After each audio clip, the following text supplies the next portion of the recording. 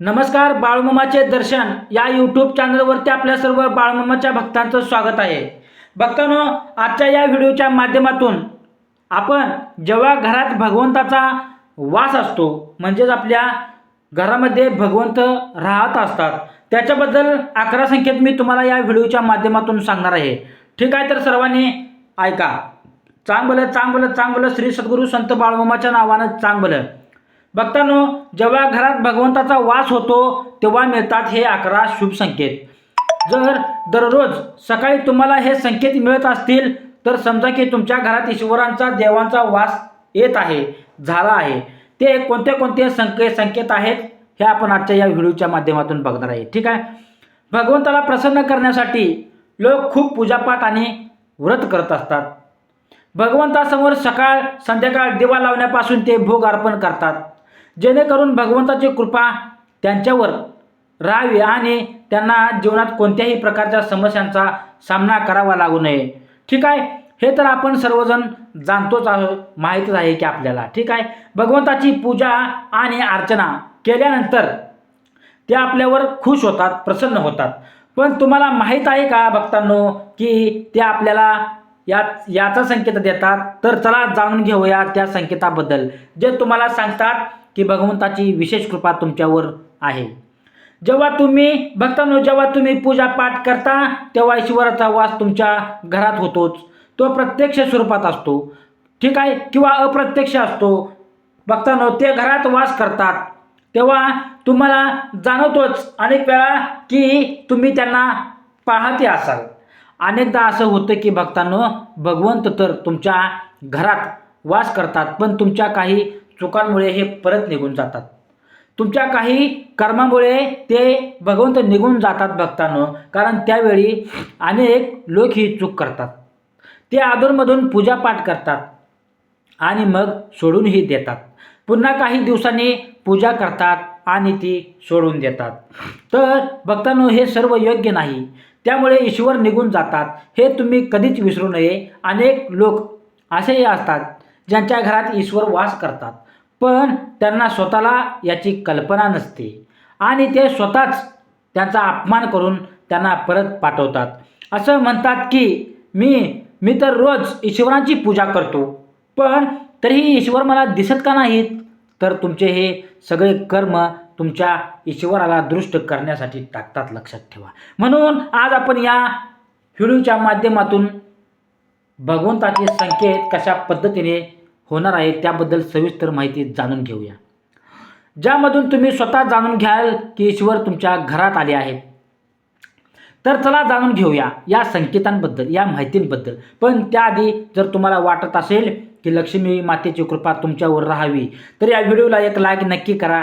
चॅनलवरती नवीन असाल तर चॅनलला सबस्क्राईब करून बेल आयकॉनचं बटन दाबा. कमेंटमध्ये बाळूमामाच्या नावानं चांग भलं हीच कमेंट करा. चला, पहिला नियम.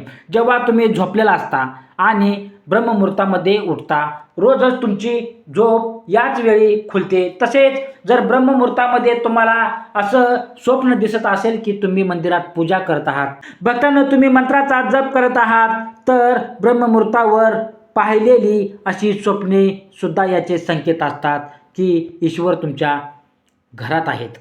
दुसरा नियम भक्तांनो, जर तुम्हाला ब्रह्ममुहूर्तातच शंखाचा आवाज ऐकू येत असेल, मंत्राचा आवाज ऐकू येत असेल, घंटाचा आवाज येत असेल किंवा एखादं नाव जसं की कोणी तुम्हाला राम राम राम म्हणत आहे, असा आवाज जर तुम्हाला ऐकू येत असेल तर हा दुसरा संकेत असतो, ज्यातून हे समजतं की भगवंत तुमच्या घरात आले आहेत. भक्तांनो, तिसरा नियम. जेव्हा तुम्ही सकाळी सकाळी आंघोळ करून तयार होता तेव्हा तुम्हाला एक वेगळेच सुगंध येतो. हे एक विचित्र सुगंध आहे भक्तांनो, जे तुमच्या घरात कोणालाही येत नाही, फक्त तुम्हालाच जाणवतो. हे ना आहे ना, कोणत्याही अत्तराचे सुगंध असते, कोणत्याही अगरबत्तीचे किंवा अन्य कुठल्याही वस्तूचे फक्त तुम्हालाच हे वेगळे सुगंध येत असतात. हे सुगंध तुमच्या घरातील मंदिरातून येत असतात. आता ते घर ज्या ठिकाणी आहे तिथेच तुम्हाला हे सुगंध जाणवते आणि तितके तुम्ही तुमच्या घराच्या मंदिराजवळ जाता तितके हे सुगंध जास्त तीव्रतेने वास येत असतो. भक्तांनो, हा सुगंध देवदेवतांचा असतो. त्यामधून तुम्हाला हे समजते की ईश्वर तुमच्या घरात आहेत, घरात त्यांचा सहवास आहे. आता जी नकारात्मक ऊर्जा असते तेव्हा तिचा घरात प्रवेश होतो, तेव्हा घराच्या आत दुर्गंधी येऊ लागते भक्तांनो. पण जेव्हा ईश्वरांचा वास होतो तेव्हा सकारात्मक ऊर्जा घरात प्रवेश करत असते. तुम्हाला सुगंध जाणून लागतो. ही महक अतिशय छान असते, गोडसर असते भक्तांनो. ठीक आहे, मधुर असते, जी तुमचं मन पूर्णपणे मोहन करून टाकते. चौथा नियम, जेव्हा तुम्ही पूजा करायला जाता तेव्हा त्याच वेळी जर एखादं जीव म्हणजेच कुत्रा, मांजर, गाय आणि इतर कुठलाही व्यक्ती भिक्षुक तुमच्या दाराशी येतो आणि हे तुमच्यासोबत आठवड्यातून 3 ते 4 वेळा सतत होत असेल की तुम्ही पूजा करत असतानाच ते येत असतील, तर याचा अर्थ असा आहे की ईश्वर तुमच्या घरात टकटक करत आहे. त्यांचे आगमन होत आहे. कारण जी गाय असते ती सुद्धा मातेचे स्वरूप मानले आहे. कुत्रासुद्धा भैरव बाबांचे प्रतीक मानलं जात आहे. किंवा एखादा याचक येतो तर तोही ईश्वराच्या एखाद्या रूपात येतो. त्यामुळे आपण कधीही त्यांना हटकावू नये. म्हणून उलट त्यांना तृप्त करायला हवे, म्हणजे त्यांना अन्न द्यायला हवे, त्यांचा सन्मान करायला हवा. पैशाचं किंवा इतर कोणत्याही गोष्टीचं दान करणं वेगळीच गोष्ट आहे भक्तांनो, ती तुमची इच्छा आहे. पण सर्वात मोठं दान अन्नाचं, पाण्याचं मानलं जातं. 5वा नियम, जर तुम्हाला रात्री झोपेदरम्यान वारंवार स्वप्न पडत असतील आणि त्या स्वप्नात मंदिर, भगवंताची मूर्ती किंवा फोटो दिसत असेल, याचा अर्थ असा आहे की तुमच्यावर भगवंताचे आशीर्वाद आहे, दर्शन घेणार आहे तुम्ही भगवंताचं लवकरात लवकर. अनेक वेळा असं म्हटलं जातं की तुम्ही एखादी गोष्ट घ्यायला पुढे जाता, पण घेतानाच मनात काही शंका येते. सर्व काही योग्य असूनही काहीच असं होतं की आपल्याला तो निर्णय घेण्यापासून मन थांबवतं. याचा अर्थ असा मानतात की तुमच्या सोबत एखाद्या देवी शक्तीचा आशीर्वाद आहे भक्तांनो. 6वा नियम, ज्यांच्यावर भगवंताची कृपा असते ते श्रीमंत असो किंवा गरीब, त्यांना प्रत्येक ठिकाणी सन्मान मिळतो भक्तांनो. जर कोणाला कमी मेहनतीतही यश मिळत असेल तर ही भगवंताच्या कृपेचीच खूण आहे.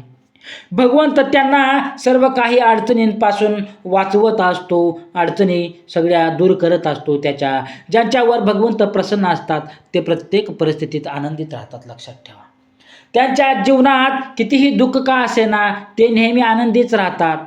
त्यांना कधीही कोणत्याही अडचणींपासून भीती वाटत नाही. 15वा नियम, ज्यावेळी एखाद्या व्यक्तीची झोप अचानक रात्री 3 नंतर पुन्हा उघडते तेव्हा त्याला सामान्य गोष्टी समजू लागतात भक्तांनो.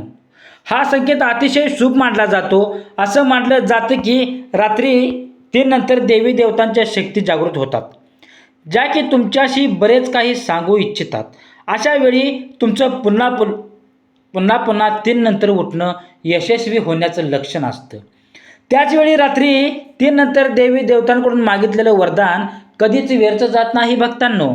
ईश्वर तुमची प्रार्थना नक्कीच ऐकत असतात. 16वा नियम, जर तुम्हाला तुमच्या स्वप्नामध्ये उंच पर्वत दिसत असतील आणि तिथून वाहणारा झरा तुम्हाला दिसत असेल तर तुम्ही त्या जलाचं सेवन करत असाल तर नक्कीच तुम्हाला यश मिळणार हे नक्की आहे.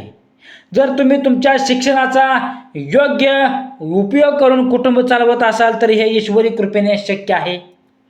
जगात असे अनेक लोक आहेत जे सुशिक्षित असून शिक्षणाचा योग्य उपयोग करू शकत नाहीत.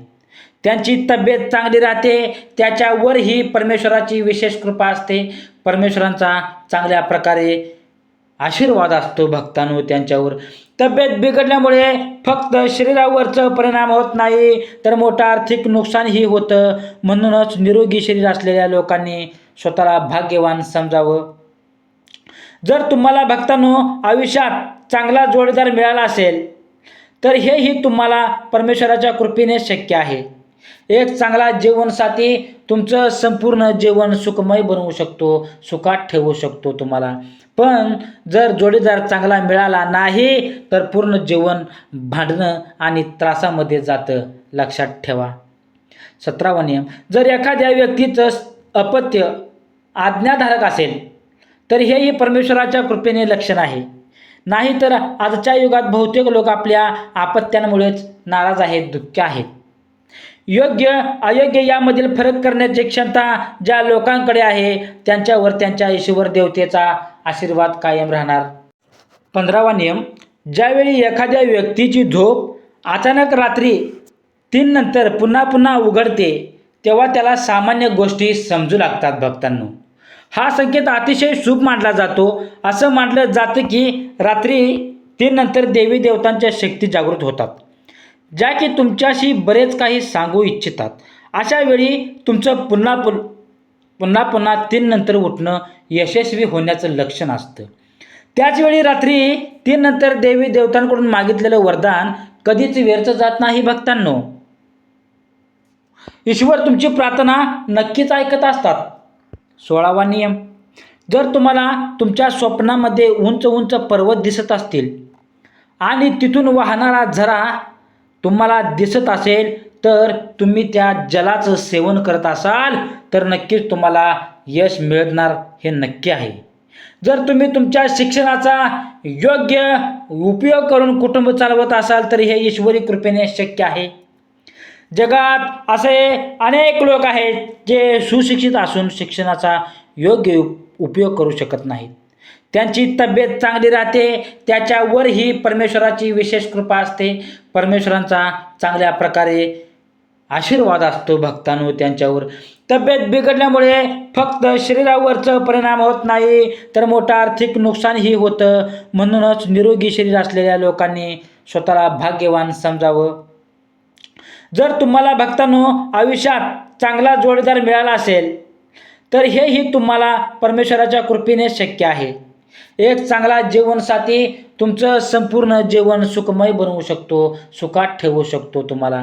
पण जर जोडीदार चांगला मिळाला नाही तर पूर्ण जीवन भांडणं आणि त्रासामध्ये जातं, लक्षात ठेवा.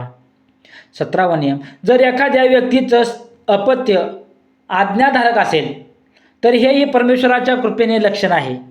नाहीतर आजच्या युगात बहुतेक लोक आपल्या अपत्यांमुळेच नाराज आहेत, दुःखी आहेत.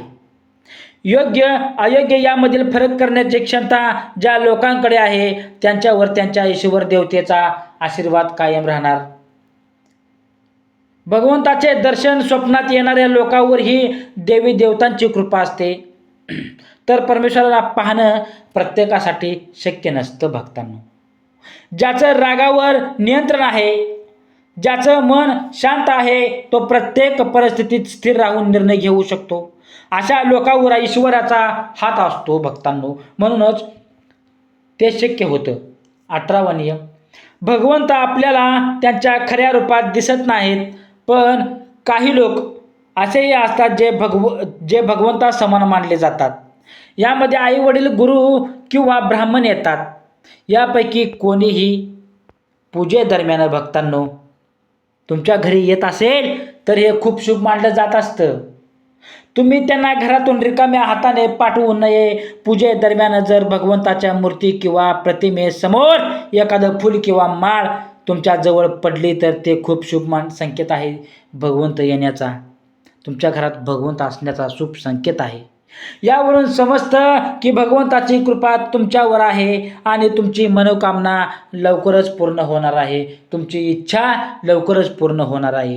ही सर्व माहिती जनहित लक्षात घेऊन देण्यात आलेली आहे. भक्तांनो, ज्योतिषशास्त्र व धर्माचे उपाय व सल्ले आपल्या श्रद्धा व विश्वासावर आधारित करून पाहावेत.